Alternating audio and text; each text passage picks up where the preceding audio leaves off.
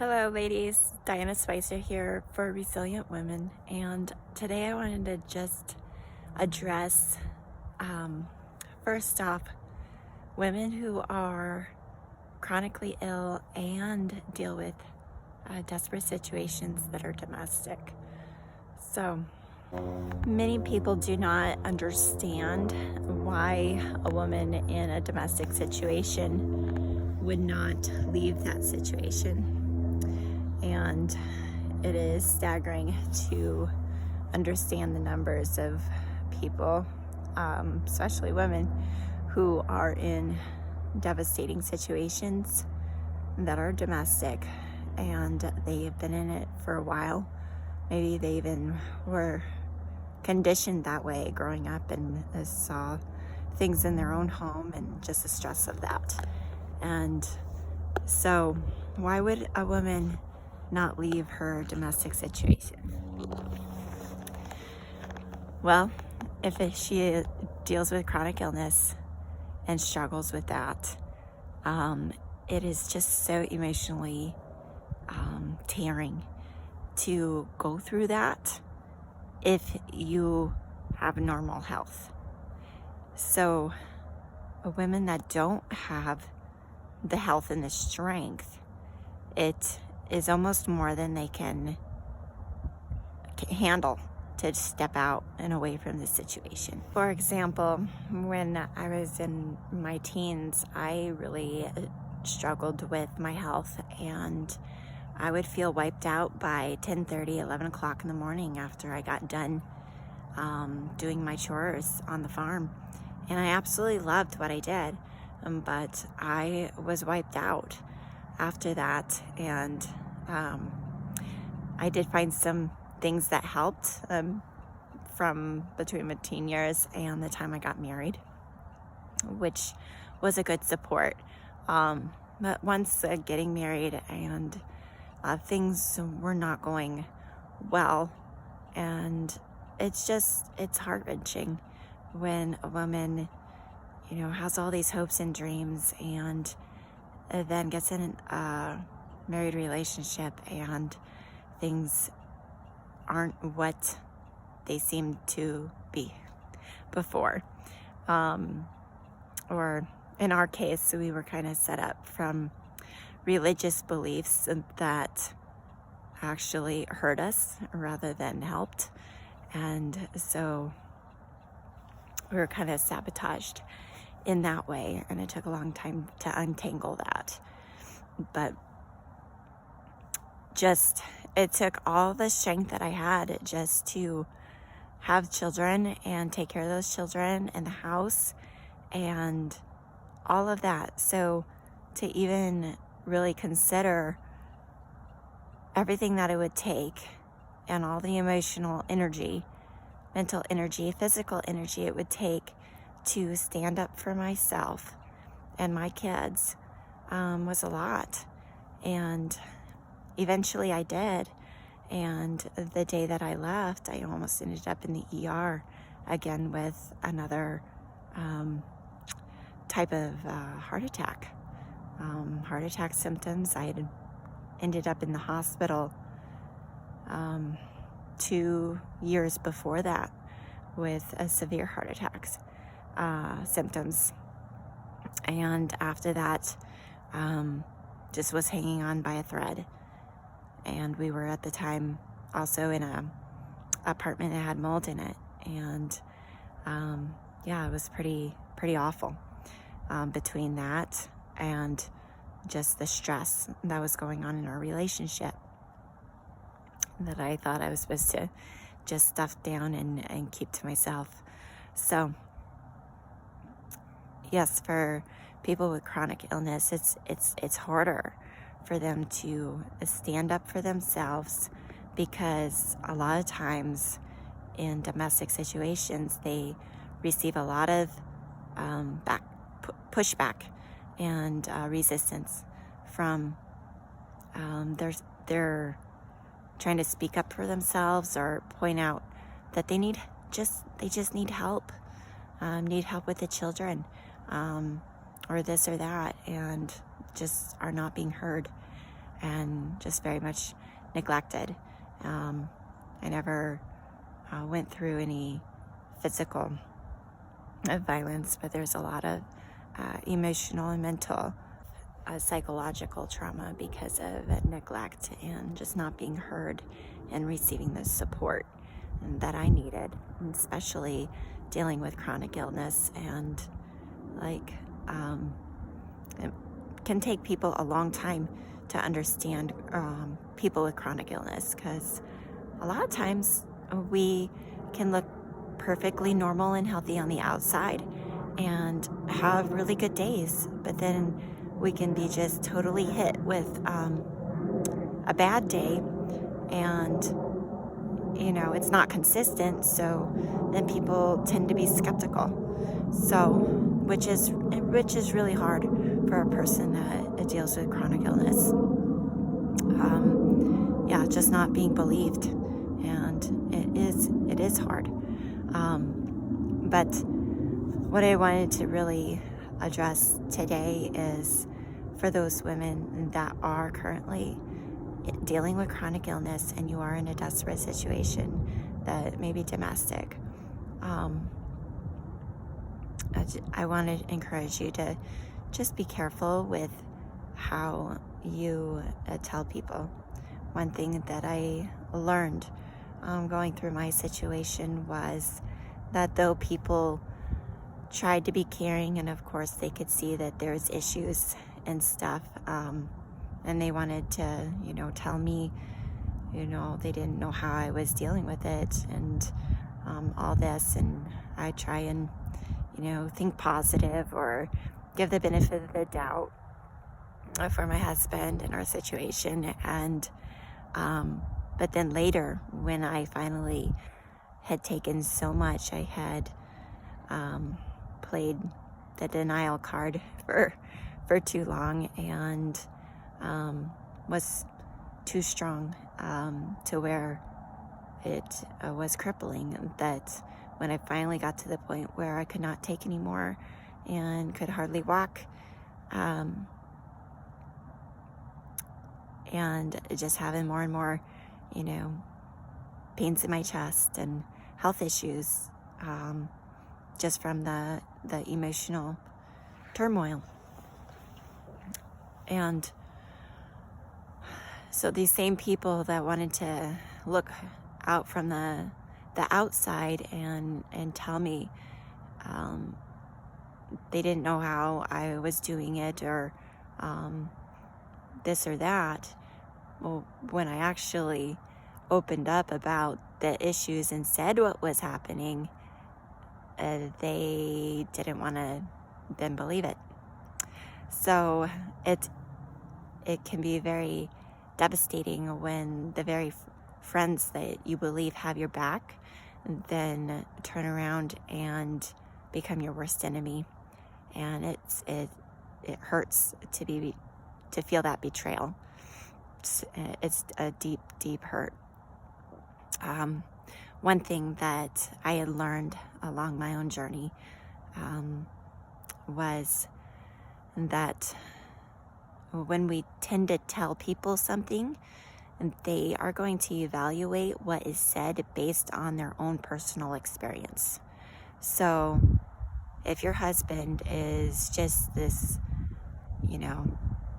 easygoing guy and everybody likes him out in public and stuff, and yet at home he's a monster, and you try and tell people that, they most likely will not believe you. And then you're going to be the one that looks like you're crazy. So people evaluate information through their own experience and their own filters, unfortunately. And when we make a statement, they are going to run that information through their filters and then make a decision whether they think that's true or not. So I learned this from Leslie Vernick. Rather than telling people what is happening, ask them a question such as, is it normal? And then whatever it is. And then, of course, it's not normal. And a person will think about it and be like, no, that's not normal. Or even if they do say it's normal, you can then follow up and ask, do you think that's right or healthy? When we ask people questions, that it then evokes more of their critical thinking and logical processes rather than them having to make a quick maybe defensive decision. So that was a tip I wish I would have known ahead of time before I started addressing the issues. Just recently, I was remembering an analogy. It was a true story of when I was growing up, and I wanted to just share it with you women that are going through situations where you feel totally trapped. You feel trapped by your chronic illness, because as it is, it's taken every ounce of you to get through every single day. So to even consider breaking out of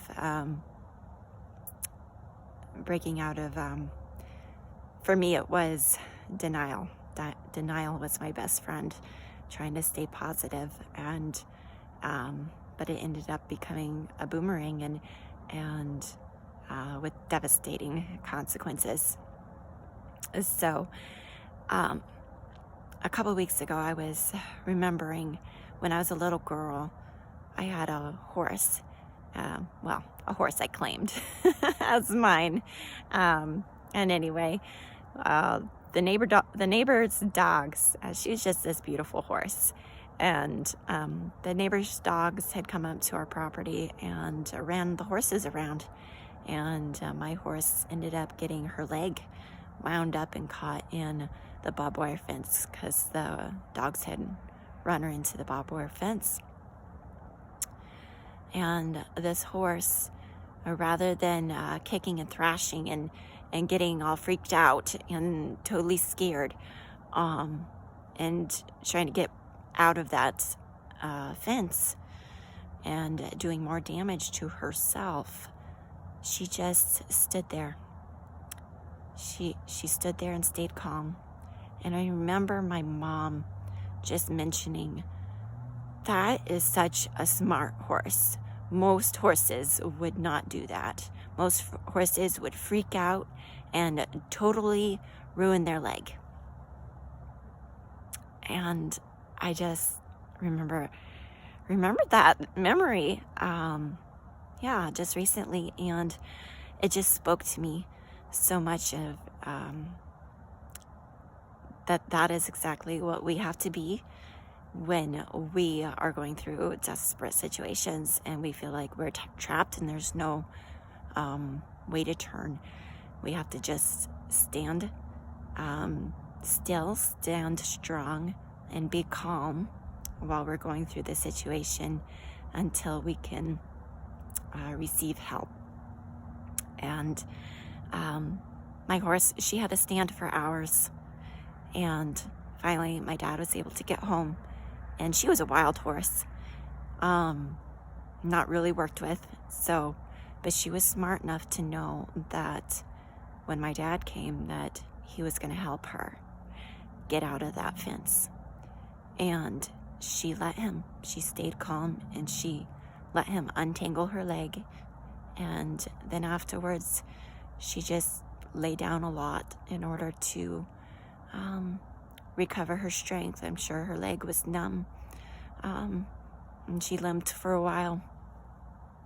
But it's just so inspiring analogy for me to realize that's kind of what we have to do as women in these types of situations where we feel like we're totally trapped, where we're in a fence, so to speak. And if we try and get out ourselves and freak out, we're just going to get torn up and ripped up even more. But if we just calmly wait, and if we're just strategic about it, and we run into the people that can genuinely help, understand, and care to help us get out, then we can be able to recover over time and thrive with less damage and with less scars.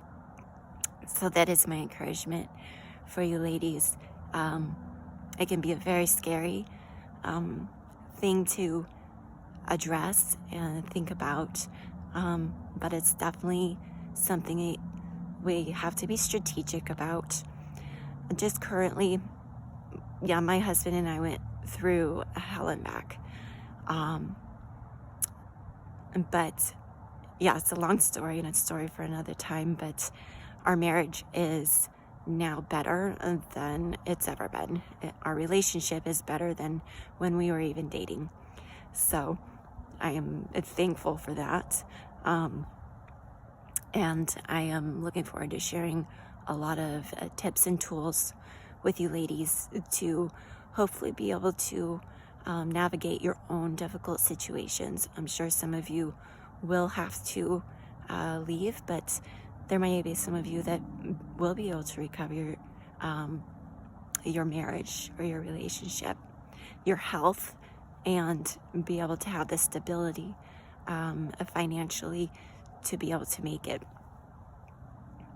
Another thing that I really understand is that, to even consider leaving when you have chronic illness and you're doing everything you can to just make it through a day, to even consider leaving and trying to get a job and trying to take care of kids. It looks totally impossible, and at some points it absolutely may be, because I know for myself, like, I would not be able to go out and get a job and then come home and be able to take care of my kids. Without my body totally crashing. And yeah, I've had too many crashes in my life. I think I've had at least 3 now, and that took me so far down that people were wondering whether I was going to pull out of it.